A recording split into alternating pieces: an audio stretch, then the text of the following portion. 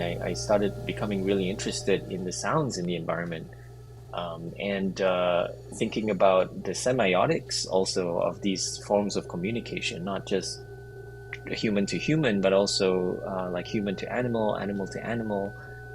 And like that kind of rabbit hole goes forever, right? Because you think about Mhm. interspecies communication, forms of signaling, plants or mycelium or mycorrhizal communications, and it gets so interesting and so dense.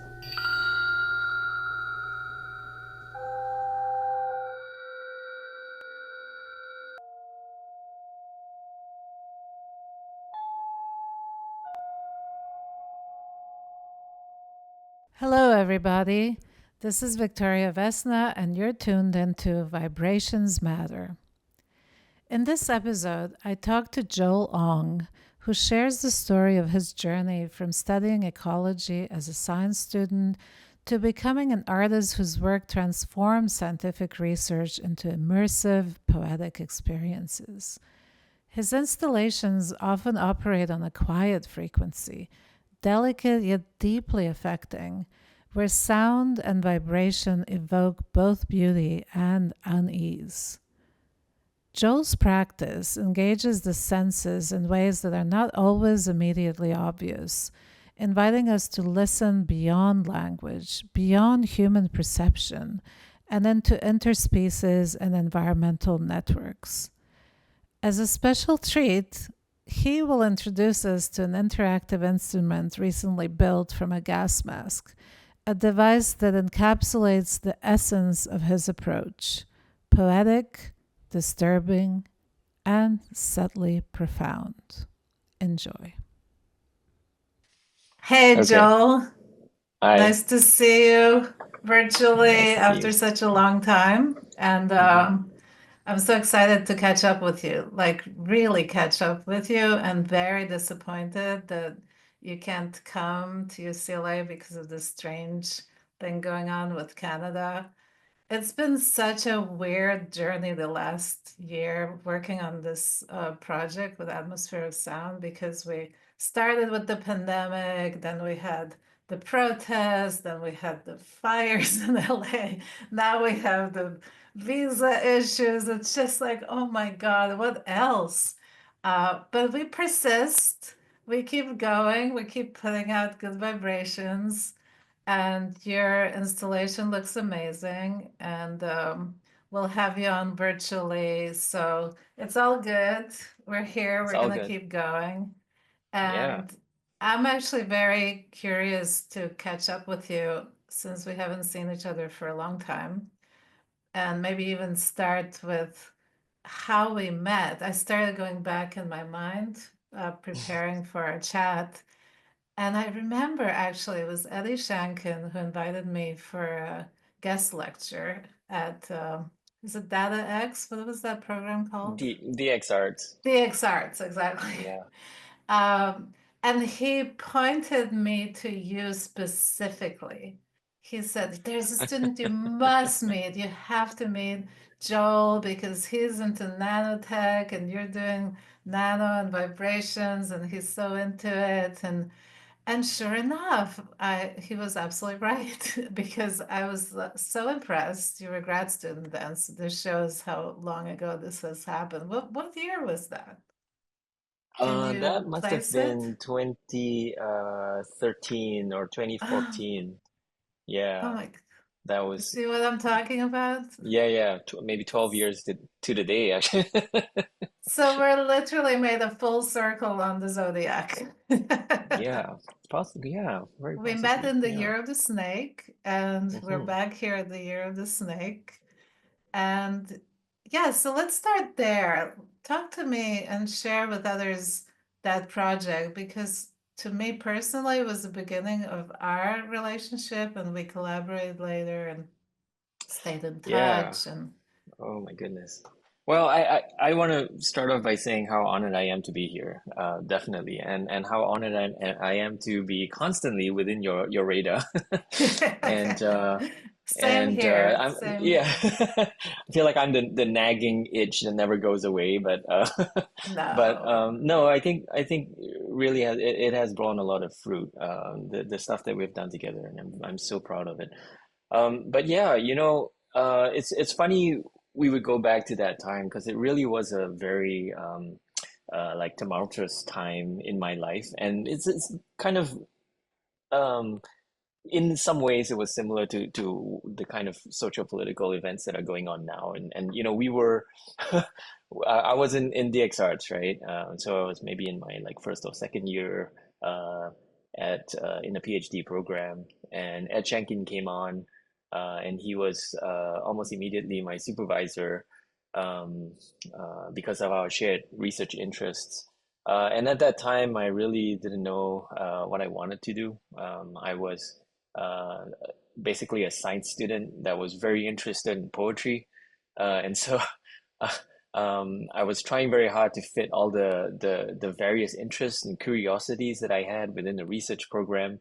And my supervisors at DXARTS, frankly, didn't understand why I wanted to do all this stuff. Um, and the context was, I was coming out of Symbiotica as well, right? And Symbiotica is really a place where they thrive on these creative tensions and being provocateurs within these kind of established regimes, the structures of academic inquiry. And so I thought it would be possible to continue in that direction, but it was like a very lonely road.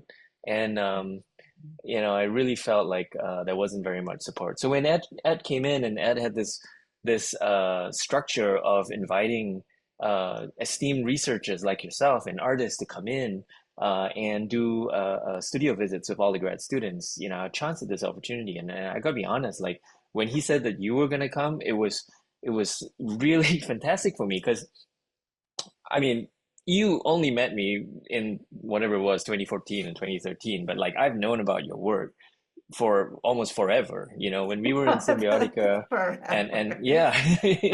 talking But to just Paul Thomas and all this. back Yeah. up 1 second. So, for people listening, you were a science student before you started going into the arts?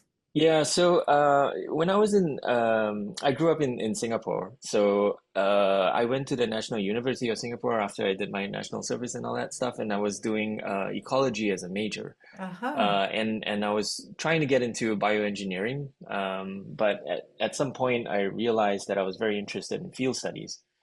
And the irony of it all, right, was they introduced this new course or stream called bioinformatics, maybe in my Uh-huh. third or fourth year of study, and I tried for it, and I was terrible in it. Like I couldn't understand why you would use a computer to model or to simulate any kind of experience that you could go out of into the field and experience in That's it. Just person. go into nature Yeah, and just go check it into out. nature, just feel it. I couldn't understand it, even as a science student. And so I started realizing that the things that interested me the most in nature were like the stuff that was more cultural, that was more poetic. I was interested in the nomenclature, like people naming stuff. There were these like plants that were called a certain thing in scientific literature, but then once you went out into the field, they called them something else that was particularly uh, colloquial or indigenous. For my final project as well in my honors year, everyone was studying these like really exotic or important plants in the canon, and I kind of persuaded my team to study like the garnish on a traditional Chinese dish, like Oh, I coriander, love or like we it. call it tung, and Uh-huh. everyone's like, what? It was like a circus essentially. They were laughing about it, but we were growing these coriander plants and trying to do different kinds of experiments on them and seeing how they would function as a garnish. uh, Beautiful. I love that. yeah, Just looking yeah, in front of you instead of going out trying to look for something exotic, right? that's right. Yeah. But I do remember one pivotal moment was when we were out in the field around NUS, and you might know NUS is kind of built within the forest, the Kenridge Park, which is quite a dense forest. It's fantastic grounds for an ecology student. So we went out and they were looking at some plants and some trees and looking at the buttress roots that were growing out of the ground. for some of them, and I remember my prof got a stick and he started hitting the butcher's root, and he said, "Well, hey, check this out. You know, this sounds nice and hollow, but this was used as a mode of communication in the past." Ah, And I was really blown away by that. Like trees light were bulb always moment, right? light bulb moment. Yeah, you always think of them as these passive entities. Yes, old, and they're definitely older than us and more, yeah, part of nature. That whole separation, right, between nature and humans. Uh, and just to see how integrated they are in traditional forms of communication out in Mhm. the field, it really, really blew my mind. And I started becoming really interested in the sounds in the environment, and thinking about the semiotics also of these forms of communication, not just human to human, but also like human to animal, animal to animal. And like that kind of rabbit hole goes forever, right? Because you think about Mhm. interspecies communication, forms of signaling, plants or mycelium or mycorrhizal communications, and it gets so interesting and so dense. So how did Symbiotica come into the picture? Was that around that time with the light bulb moment? Yeah, yeah, it was, and they're all in a trajectory of me trying to find or like break through these boundaries of again, the regimes of academic inquiry. And Singapore also was a very conservative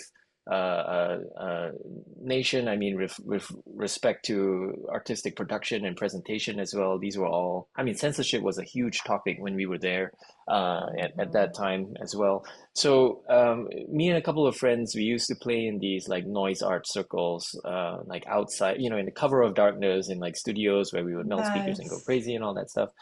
And so there was this trajectory, I guess, of me being an experimental musician, trying to make it as an experimental musician. And then in the daytime, going to the university and meeting people like Lance Wise, who was a computer scientist, but he was very interested in mobile media and sound in particular on mobile media and experimental music. Way He taught in me. advance of so many Wait, people, yeah. right? Yeah, yeah. Cool. Yeah, yeah. And so he introduced me to another esteemed researcher and artist, Nigel Hellier. Uh-huh. And Nigel Hellier at that time was a scientific advisor for Symbiotica. So we hung out quite a bit. We went sailing, I think, around the islands of Singapore. He came in for a residency during ISEA 2008, I think. Uh-huh. And so Lance got me in touch with him, and we kind of hung out quite a bit. And then he asked me, like, what are you going to do when you're done with this? And I said, I want to go to grad school, but I don't know where to go. And I know I want to do something around acoustic ecology, which was precisely studying the sounds and signs of sounds, I guess, in Mhm. the environment. And then he said, well, yeah, you can consider all the like Canadian universities like SFU or Concordia, but what about Symbiotica? And at that point, I never heard about it.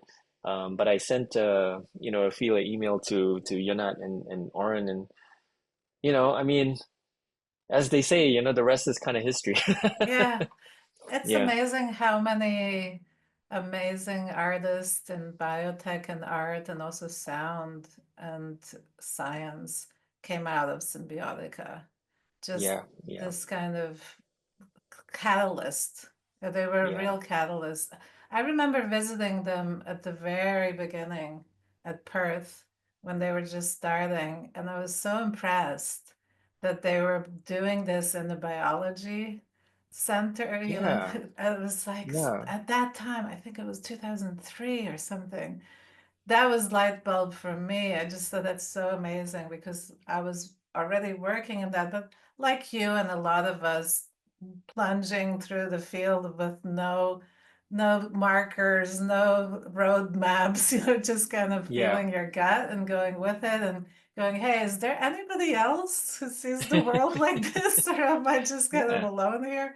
So it's But amazing. And but I feel like yeah. I feel like that I really felt that familiarity when I came to CNSI, and I kind of visited your office for the first time, and we went to do the Nano Lab Summer Institute together. I That's was one of the right. teachers, I think, in Oh, yeah. 2014, Yeah. and I do remember feeling suddenly like that familiarity of being in a space where knowledge was a currency. Everyone was trying to develop new knowledges, and you were really able to connect.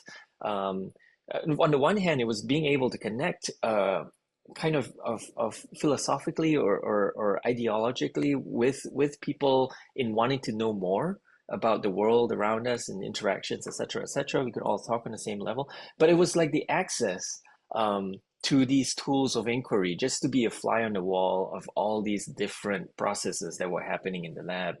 Um, that I really missed. You're right. Symbiotica was in the School of Anatomy and Human Biology at UWA, and so you turn around the corner and you had like a microscopy lab, or a fantastic microscopy. You turn around the corner, they're doing tissue culture around like skin regeneration. You go downstairs, there's a museum, and there's like at the basement, there's a cadaver unit where all the medical students would go and practice their stuff. And within the midst of this, there's like a bunch of like artists trying to understand what's What's going on going around on? them. Yeah, I know, right? Right. But for you, it was also a wonderful moment because you're coming from the sciences that and academia generally are so constrained. And, by necessity too, of course, they have to be reductionists in many respects. And I don't think there's anything wrong with that. We're kind of focusing on a particular thing.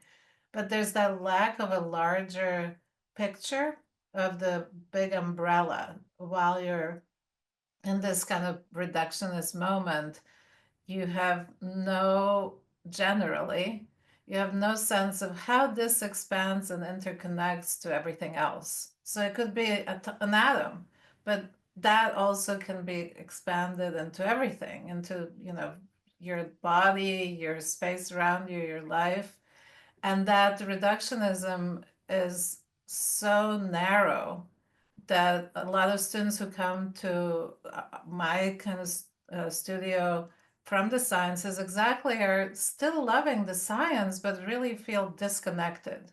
And I can see how you were searching for that. How do you have the science and still connected, and to be in a place where it's, in a way, it was familiar to you because you come from a scientific context, but the unfamiliar is the way it was approached and the community around it, and you suddenly found your people.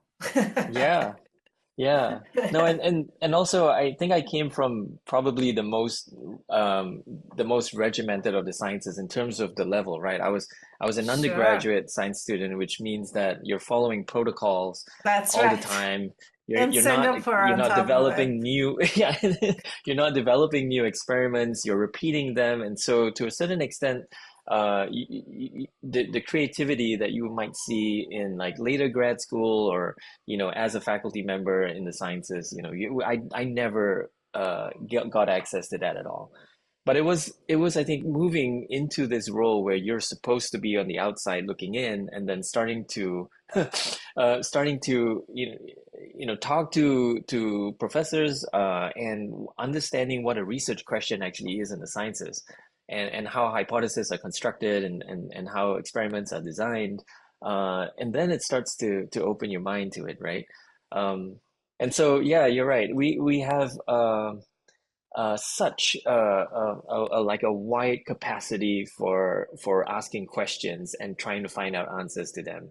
And I really wish that my undergraduate life had awarded me some space to But actually be able to the ask that. sad thing is, I see it all the time that art students had, and this includes me, although I was lucky in my path, but the teachers were so bad teaching science and exactly what you're talking about. It's disconnected, it's regimented, and made no sense.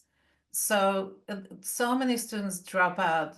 Chemistry is a perfect example. It's like the worst of worst. Like nobody wants to even think about it because of the way it's taught. But if you think about it, chemistry is everything.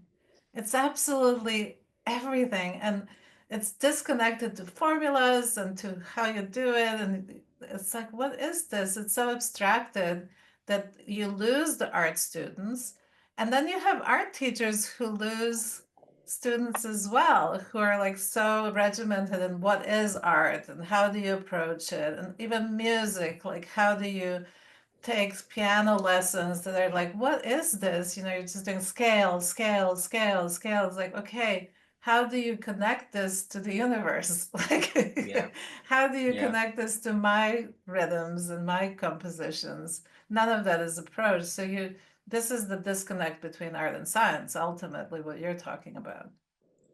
Yeah, yeah. And I can see that also in the way that math is taught today and maybe computer science as well, and moving forward into Still, artificial intelligence. Um, still, yeah, and the program that we run here at York is a cross collaboration with computer science and the arts, and I always feel like it's our role in the art side of things to have people come in and be able to see what the social cultural impacts of these algorithms are. We talk about that a lot, of course, but we also try to put it in practice um, through all sorts of data visualizations or yes. algorithmic compositions, these things, just so that they get the sense that it's going somewhere, right? It has some impact. It's not solely in the abstract that you're doing these like That's right. trigonometry or whatever functions and to be able to see where they can be kind of creative or inspired by it in real life. Yeah. Yeah. You know, on actually on that note, if I may, like when you visited DXARTS, I was involved in one project in particular, and it had nothing to do with like any of the ecology or again, I think it was thinking about this notion of the abstract and the real and the poetics and the cybernetics and how everything is connected, but then there's still things that are so abstract and far away Right. from you. And so I was looking at the monochord as a Aha. symbol of um, enlightenment mathematics. I was trying to kind of bridge these Cool. centuries of connection between like the cybernetics movement and then the monochord in terms of how like the strings were they were mathematical displays of relationships between resonances or physicality, but also celestial mechanics, celestial bodies that Mm-hmm. they were starting to think as a kind of Pythagorean uh, kind of monochord, and then maybe there was a tuning, the harmony, uh, harmonies in planetary harmonies were considered to be something you could sketch out on a monochord, and then you could see like what ratios Very they would be cool. beating in sympathy with. And I started thinking, I wanted to like kind of revive some of those experiments, or not really experiments, but like the demonstration tools, and connect it with like closer to modern day type cybernetics. Um, and I think, I mean, the experiments were like a little like shoddy. I wouldn't describe it too much and shout about it at all, actually. But I think that the motivation for it was similar to what we've been talking about, which was to try to bring the abstract um, into some kind of tangible form that it presents it. It kind of reveals the complexities within that abstract idea. Um, yeah. Beautiful. So, what happened to the monochord explorations? Is there a way to Um, access that? Did you write about it? Did you document it? yeah, there were a couple of short papers that I wrote about it, and but basically it was a single string instrument that Yeah. was excited electromagnetically.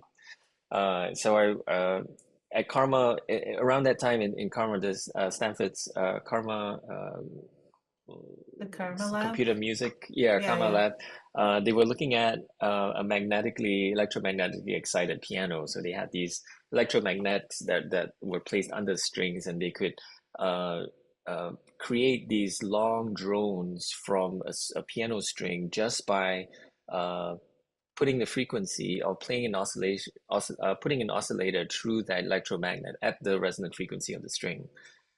And they would be able to induce different kinds of harmonics as well when you kind of slid the frequency up and down in the electromagnet. I was really excited about that. So they were doing that with a piano, and I don't know how many strings they were doing, like maybe all like, I don't know, 200 keys or whatever. But I wanted to do it with a single With monochord. one, I Um, love that. I think that's so cool to go to the one string. Yeah. Yeah. So I had that as a piece, and what I would invite people to do was I was a small little 2D interface as well, an XY pad where you would kind of draw a frequency. It's basically like a theremin where if you move left and right, the frequency changes up and down, the volume intensifies. So you would move on the screen this little button, or almost like a joystick, and what it would do would be to play a tone into the electromagnet, which was under the string.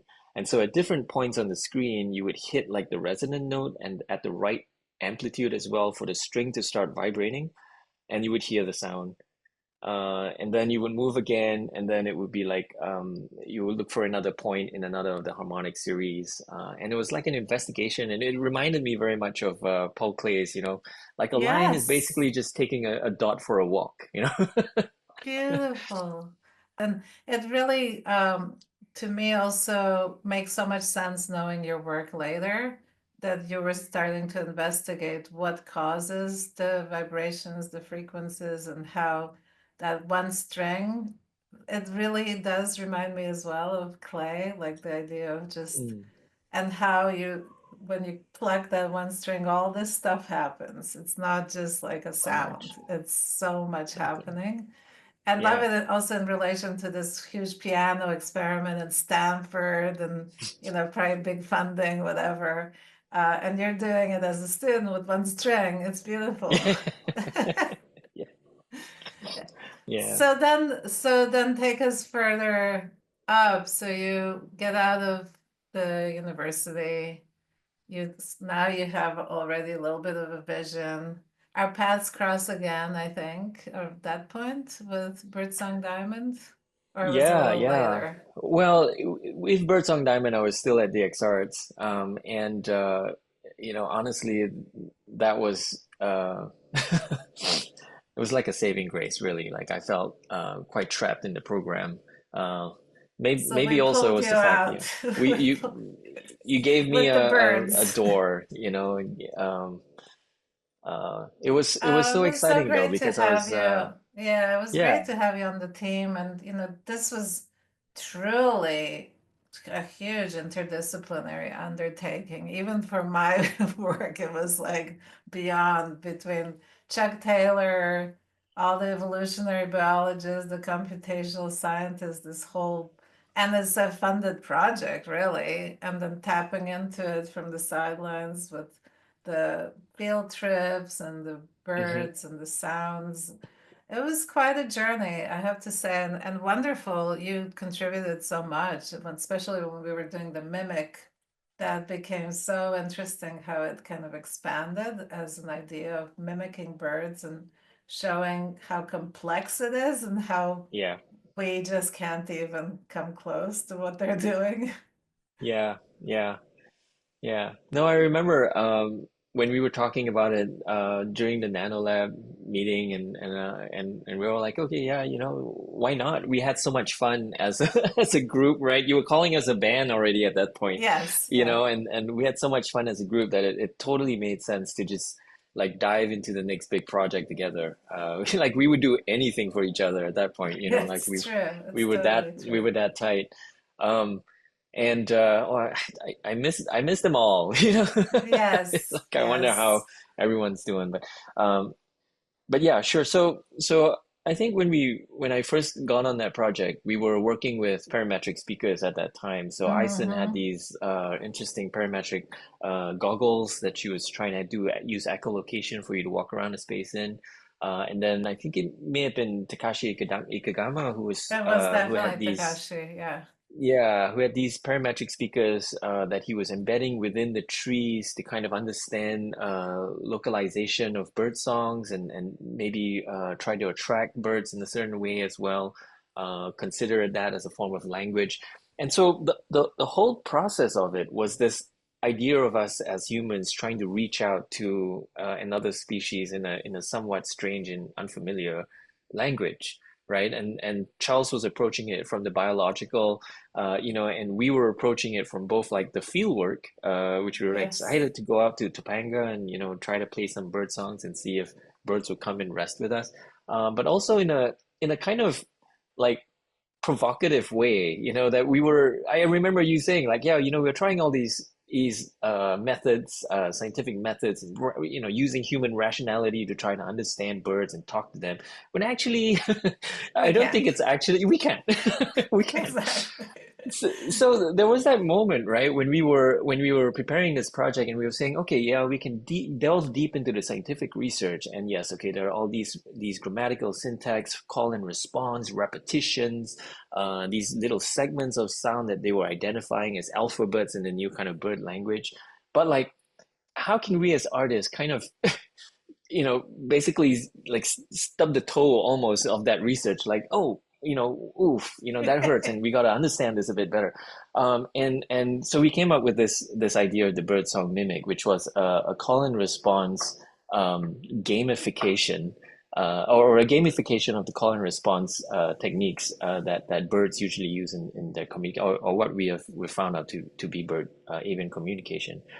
So people would come to the station and they would be prompted to sing a bird song. Um, and when they tried to copy the bird song that they heard, they would be given a score, right? Right. And I remember in the first kinds of iterations of it, the math wasn't really intact, and so these scores were like totally out of whack. And I being being the kind of technologist behind, I kept trying to we got to get the math right. We got to calculate this better. Like maybe the real time isn't working. Like thinking about OSC, sending messages, all this stuff, so that we can make it more. And then you were just like, you know what? No, let's have it stay in that level of the absurd, because it makes a lot of sense for people to kind of realize something from this experience, and um I mean, and we I have remember, the yeah, license to do that, right? And and in we a have the license to way, do that. if you Yeah, think about what the scientists were attempting to do, which is to understand what the birds are saying, kind of Dr. Dolittle absurdity. I had great conversations with Chuck Taylor about it actually, because at one point he was also copying to it, like saying, well, I'm not sure that we can understand anything. And I thought this is so interesting how humans approach the animal world, that first of all, that it's not all about, mating and looking for food, that yeah, they're actually got communities, they're talking to each other about us, even, God knows what they're doing, but it's way beyond our field of perception. And I love what you added also with the machine learning to it, where, it says, well, no, you're not even close. yeah, yeah. We had a narration, like a computer voice that would go like, Yes. "Sorry, this is your Try score. again. Please try again." Yeah, yeah, So this was a yeah. very kind of exploratory, I think, for all of us, and it influenced our work further down the line for sure, because Oh, it for also sure. showed Yeah. environmentally how important it is. I remember actually a moment in Topanga while I was living there, there was a fire coming on, which nobody knew at that point. But because I was working on that project, when I would step out, I would listen to birds. So the first thing we learned, and probably the most important thing, is to listen to the birds and kind of pay attention to what's going on. And when I walked out, it was silent. And it freaked me out, right? Because where are the birds? So I remember walking in the house panicked. Something's wrong. There's no bird song. Something's wrong. And sure enough, like within an hour, we found out there was a fire coming. So Yeah. that kind of listening to me was the biggest lesson in thinking about responsiveness and how our own intuition is gone, but we can listen to the animals that are still so much in touch with their environments. And the bird song is such a sound that's really all around us that we've lost, right? So people don't listen to the birds at all, even though they're everywhere. And they're disappearing at a huge rate now that's Yeah. just staggering. So that was quite a gift that Charles Taylor and Takashi brought to us. And we shared that path, which was also beautiful. So what were you doing then after this project and in parallel probably too? 'Cause you started Yeah, really getting very active. I was seeing all kinds of posts from you. yeah.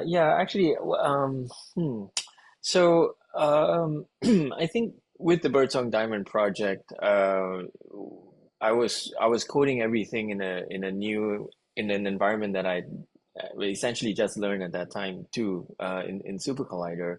So that Mm. really opened up a lot of ways of working within physical computing structures and spatializing sound. So, so for all that I say about DXARTS, it really has been the place where I've cut my teeth on how to compose spatial sound.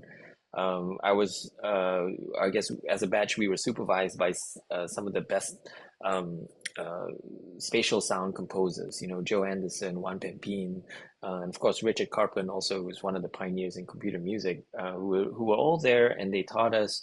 And at that time, they were developing this ambisonic toolkit for Super Collider as well. It was just so we were all within that energy of All development, right. and so my work started to take on a real fluidity between like the hardware and software, and hardware and software.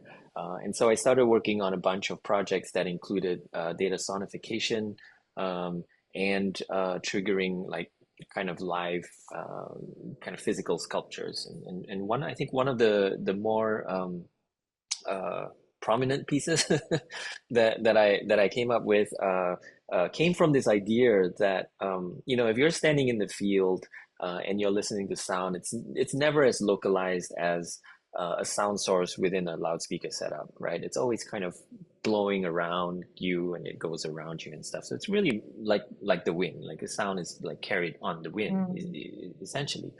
And so I had this thought experiment where I said, well, if we have a spatial sound setup, which we had a lot of at the DXARTS, why don't we incorporate wind to it as well? How would we be able to sync up the experience of wind with the experience of sound? So I went to cut out some. I went to I laser cut some mounts, and I put a speaker and a ventilator or a fan into one setup, and I had about six of these where I then spend a significant amount of time trying to sync up the feeling of wind with sound. Um, and to cut the long story short, this grew into a project where I was visualizing and sonifying data from UN migration in 2015, and trying to think about not only sound as a passage or traveling on the wind, but also narratives and human movement that were kind of moving as currents all around the world. It's a So, beautiful so yeah, project. Beautiful yeah, project. yeah, and it was particularly so this became my dissertation project at DXArts, and it was multifaceted. So there's all sorts of creative explorations and a trajectory there. But I also realized at some point I was starting to get a little homesick. I'm very far away from Singapore, and I couldn't go back because of my like visa status and job at UW and like just like distance.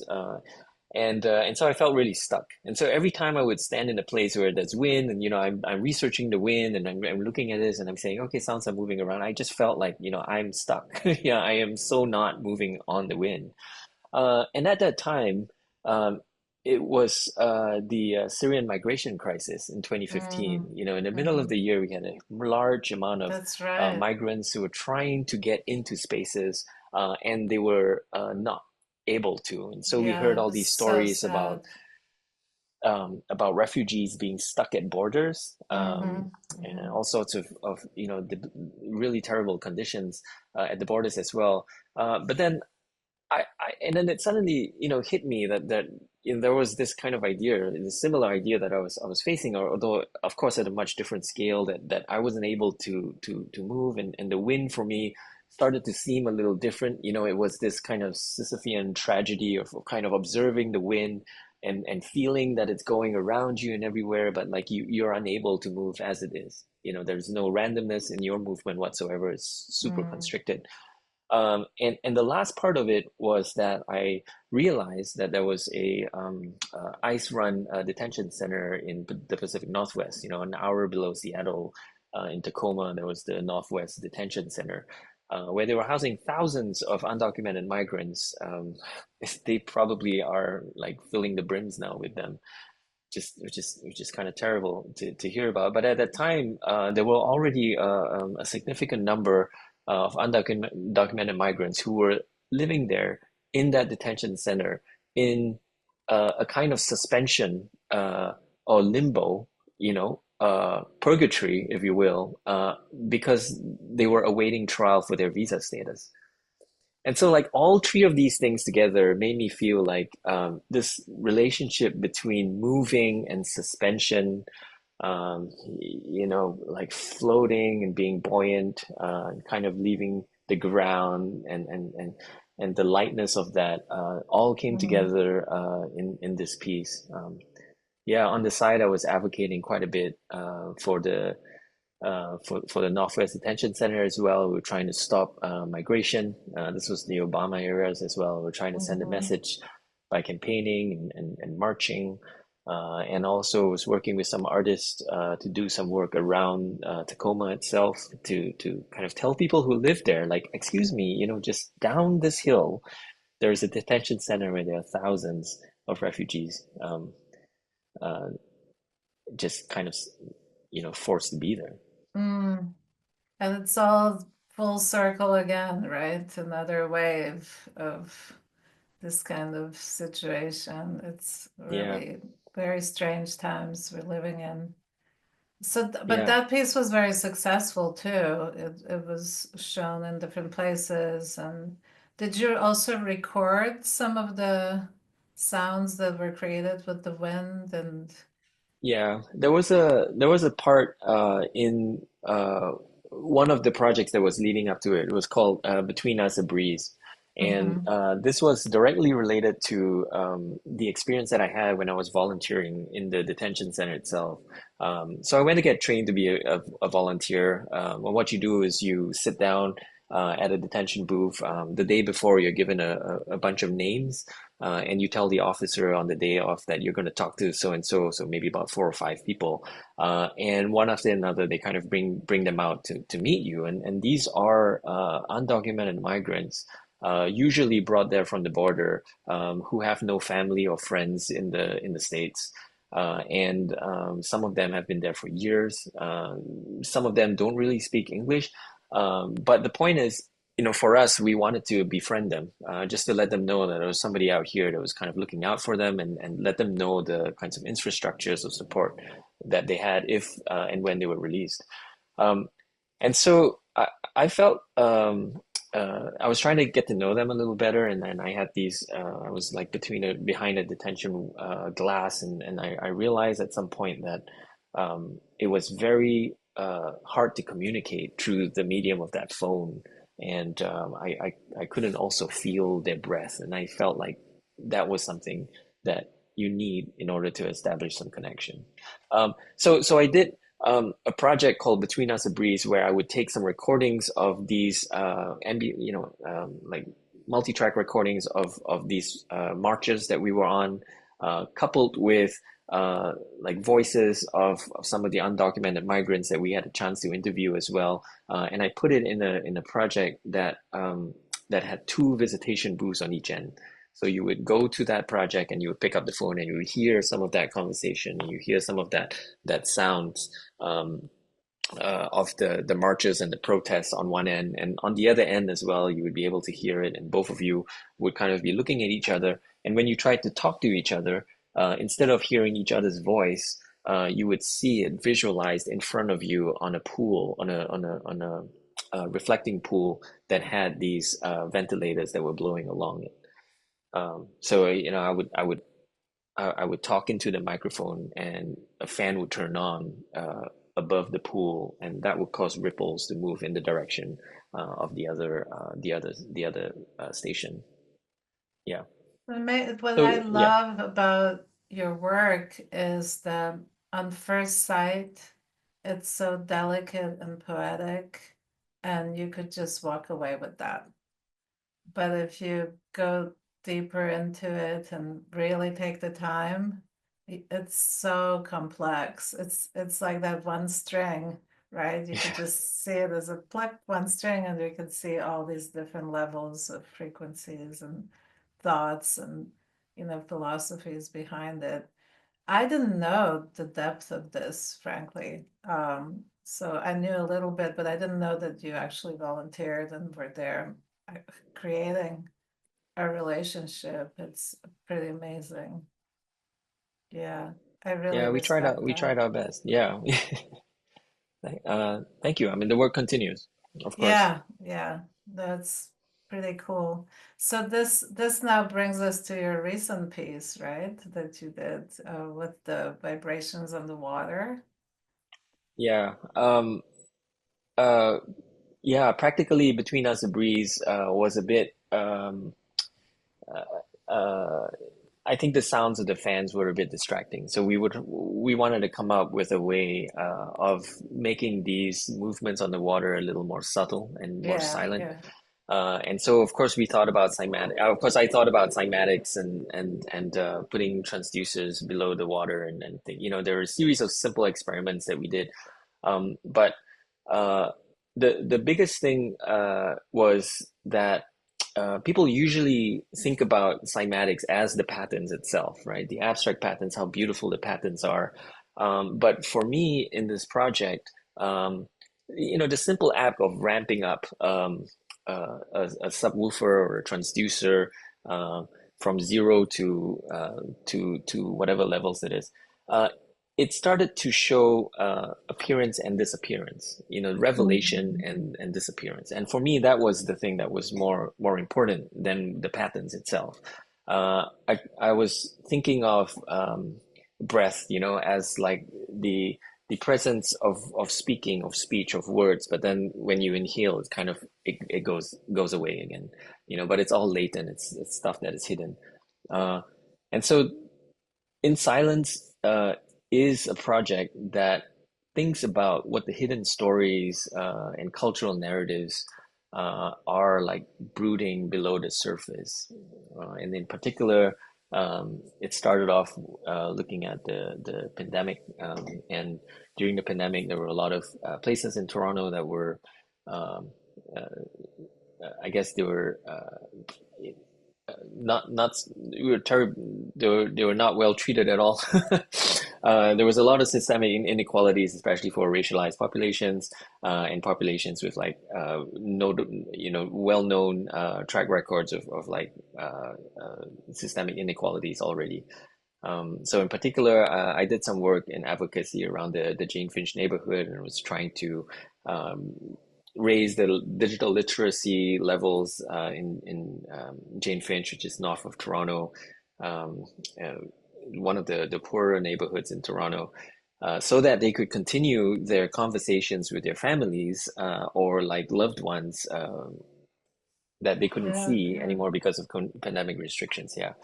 Um, so as I was going through that work, there were a lot of stories that emerged around just the hardships of COVID and domestic abuse, but also child care facilities that were overrun. And I felt like that was a lot to take because it was a daily event, like hearing about these things. And so for me, In Silence was a project that I put together as a release from these things, and I tried to give a face to these voices that were kind of abstractly collecting in my mind, but also a way to um, feel that they were such deep and complex emotions that you really couldn't understand just by talking to somebody about it. You Yeah, had to really yeah, see it on somebody's face, and yeah. um, Amazing. So how did you get it to the point where you were able to materialize that feeling of emotion and kind of the surface moving and not being so hmm. obvious? Because Yeah, it's silence, but it's not, right? And yeah, that's what makes yeah, it interesting. yeah. That's so the main, again, it's a series of very simple experiments in here, but the main premise is um, I would interview some of my friends, I guess, from Jane Finch, talk to them about their experiences, and then I would devise a narrative out of it. I would abstract their names, Ah, okay. situations, and all that stuff, I wrote a series of narratives, and I would present that to an actor that we hired, and we would film that actor acting out that script um, Mm-hmm. without any words. So they will only have facial actions and some very simple hand movements. Mm-hmm. Uh, and then the entirety of that text was then piped through the subwoofers under a pool.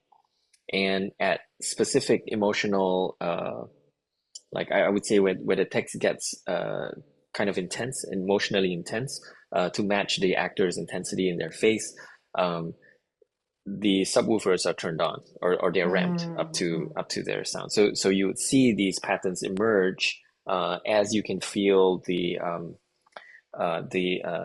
actors' faces become more intense emotionally. Yeah, What I love about that is that it's beyond language. yeah, It's really about the feelings that are so universal. A person can be from whatever another part of the planet, completely different culture, different background, different histories, but if they cry, we know they're crying. If they're yeah, laughing, we know what it means. And so much has been split with language where culturally we create that kind of same reductionism that we were talking about earlier, where it's disconnected from so much of our humanity that allows for these kind of situation to develop and allows for people to kind of accept it because they're not really in touch with the humanity of it. It's numbers, it's, these kind of abstracted ideas like 1,000 people just cried. What does that really mean? Right? Like, yeah, how many people are suffering right now? And how do we connect to that as humans? It would make so many of these decisions that are made be completely reconsidered. But, it seems like a lot of decision makers in many facets of our life, it's not just political, even in relationships, it's so disconnected from the human emotion and the empathy. And that's really what you're talking about is empathy, like the yeah, vibrations of empathy and allowing the viewer or whoever is experiencing your work can empathize without knowing the particulars of the person, the story, any of it, just the vibe, literally, yeah, right? yeah. And I will say that this particular exhibition at UCLA, so so you see, the first time we did it, this was in Connecticut at the so shout out to the Ammerman Center Uh-huh. for Art and Technology guys. This was a commission work as part of the symposium, I think about a year and a half ago. Uh-huh. But for well, for UCLA's Atmosphere of Sound, we uh, we kind of partnered with the Climate Disaster Project, which is a large digital archive of interviews of survivor narratives of climate refugees uh, Mm-hmm. and climate survivors. Uh, Out of the University of Victoria, led by Sean Holman. So we had two stories in the UCLA piece, 4 and 5, that were specifically around the forest fires in Lytton, BC. in BC, in Uh-huh. different parts of BC. Yeah. And so, we're thinking it's not just about the pandemic. I think, it's the Right. context for this work, but it's a little bit more that the understanding that everyone is to a certain extent a climate survivor, uh, Yes. and everyone is going to be impacted in a certain way. So the work of highlighting the intersubjectivity of each experience has to continue going on. It's Yeah. not a it's not a very origin it's not an original idea, right? But there's so many people that are impacted by this that as creative workers, I think this is something that we can do to continue to amplify the situations and the stories and the responses and the resiliences within that network. It's beautiful. So what are you thinking of now? What's preoccupying you now? Are you playing Oh, something? Are you playing any yeah. instruments? Yeah? Oh, well, funny you should ask.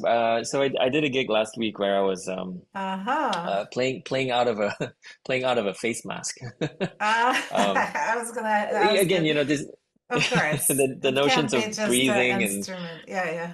yeah, and constraints and like I was supposed to be in LA last week or Yes. and it didn't Yes. happen and It didn't I was happen. upset and it felt like anyway, it felt like my facilities were all being constrained. So I had this Once opportunity to again. play in an improvisational setting, and so I hacked a face mask. I put some electronics on it, put a microphone on it, and so I was playing it as part of an improv collective run by Michael Palumbo called Exit Points. Yeah, in Toronto That here. is very cool. So you basically were breathing, your breath was your instrument, Yeah, yeah, right? and also at the sides of it where the canisters were, I Yeah. connected some open integrated circuits as well, so they would make these like noises when you played with them.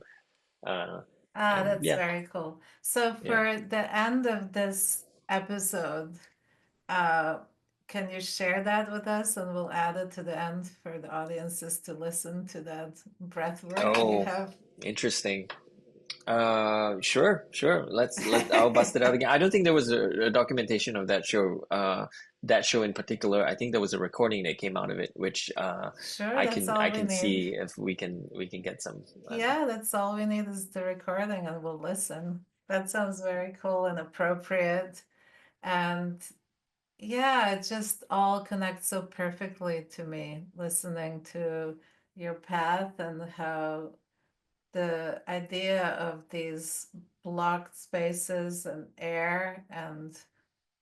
airflow being blocked and still managing to find its way and the Yeah. migration and all of the complexity that you're working with. It's a very beautiful work, Joel. I really Thank you so appreciate much. what you do. Yeah. And it's great to talk to you about it and get more insight into it, even though we know each other, we work together. Rarely we can sit down and kind of go over like, wait, what happened? Why did you Yeah. really do this? Yeah, Especially that's when true. the path is longer, then you can start seeing these kind of patterns that emerge. We keep doing the same thing over and over, don't we? Yeah. Yeah. I It must mean something. Yes, exactly. We're leaving our little imprint no matter how and what happens. It's good to have a community of people who breathe in a similar way and have empathy. And I think that's what you're sharing with the world with your work. So thank you so much for taking the time to talk to me about it again. Thank you so much, Victoria.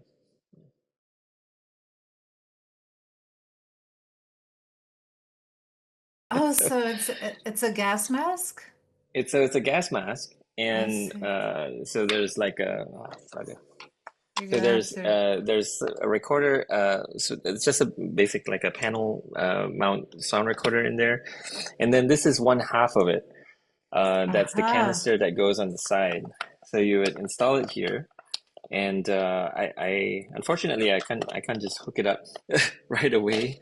Otherwise, it would make for actually a fun piece, but but I can't do it right now. But that's okay. I'll hook it up later, and I'll. So this is one side of it, and then there's another side which is somewhere else. But then then I'll wear it, right? And then so I'm playing like this, and it's pretty theatrical. Uh, It's quite something. It's at once funny and scary. It's at yeah, once funny and scary. yeah, I know. And the sounds as well.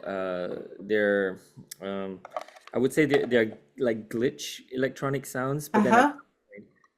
at some point, one of my open circuits, I didn't shield it well enough, and it started picking up radio signals. So it was like a Vietnamese radio broadcast, and Uh-huh. it was like people were wondering, like, is he speaking in Vietnamese inside his mask? Like, what is going on? So, That is so cool. yeah. Fantastic. So, Jill, what's going on? Can you explain what's happening here? Um, so this is an instrument that I was working on, and it's basically a hacked face mask. There's some integrated circuits on the side, and they're all going into a couple of different patches that are controlled by a controller in front of me. And that's pretty much it. So there's one microphone that's taking the voice, and another that's more improvisational on the side. Mhm. Mhm. Let's see.